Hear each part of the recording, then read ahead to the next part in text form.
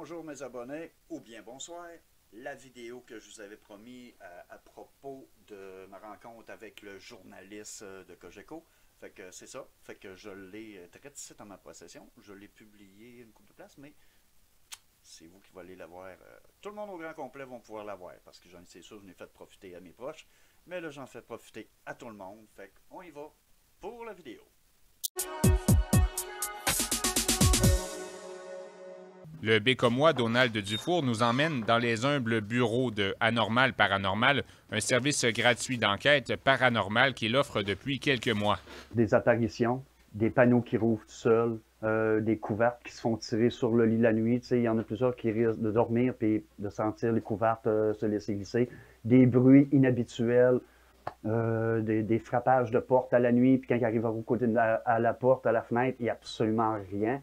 Dans ce genre de situation, il faut selon lui vérifier d'abord s'il s'agit d'une fausse alerte. Un vent, des courants d'air, une porte qui est mal fermée, côté électricité, une lumière qui est mal vissée. Jusqu'à maintenant, quelques personnes ont contacté Donald Dufour et sa conjointe, Nathalie Roy, les deux employés bénévoles de Anormal Paranormal. On m'a déjà envoyé à quelques places. On m'a envoyé d'une maison à Regnault qui est en train sur le bord de s'écrouler, mais j'aime autant pas aller là, c'est dangereux. Puis un vieux cimetière, donc il y a beaucoup de personnes qui ont été enterrées là par le passé. C'est à ce vieux cimetière de Ragno qu'il se rend, muni d'une caméra, d'un enregistreur et d'un appareil nommé K2.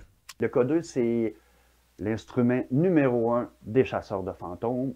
C'est un détecteur de champs électromagnétiques. Il y a un autre trou ici.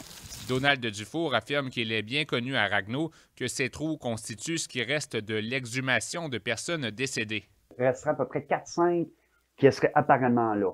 Je me demande si ces hommes-là sont pas au repos. Parce que quand on y était la dernière fois, moi et ma partenaire, elle a ressenti de quoi de très pesant. Puis moi, ben, j'ai reculé. En passant, moi c'est Donald Dufour. Je suis enquêteur pour le paranormal. Je sais que vous êtes ici. Au cours des prochains mois, Donald Dufour espère pouvoir se procurer d'autres équipements de chasseurs de fantômes.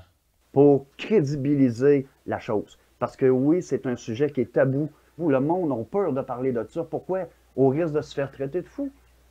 Ben moi, je suis là pour ça, pour pas qu'ils se disent « je suis fou ». Non, non, regardez, madame, écoutez, monsieur, vous n'êtes pas fou, c'est ça qui arrive dans votre maison, je suis là pour vous rassurer. Le Bécomois n'est pas le seul à offrir ce genre de service au Québec.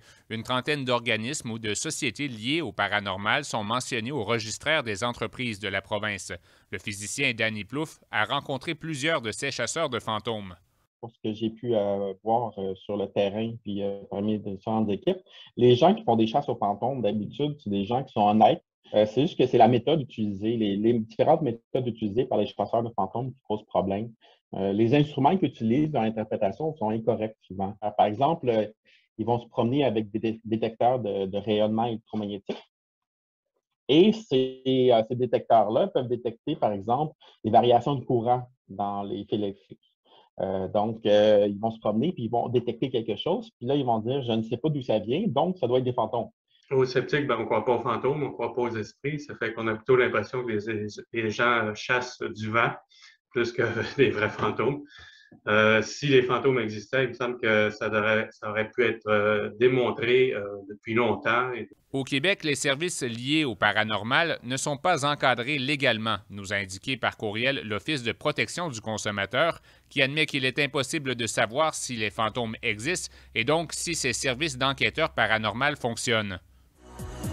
Je m'appelle Olivier Roy-Martin et je vous remercie d'avoir écouté l'émission Connecté Bécomo. Pour toute question ou commentaire, utilisez les coordonnées à l'écran.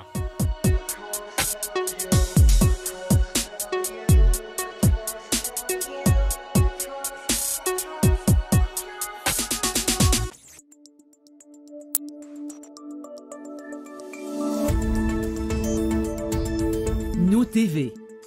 Ensemble pour notre communauté.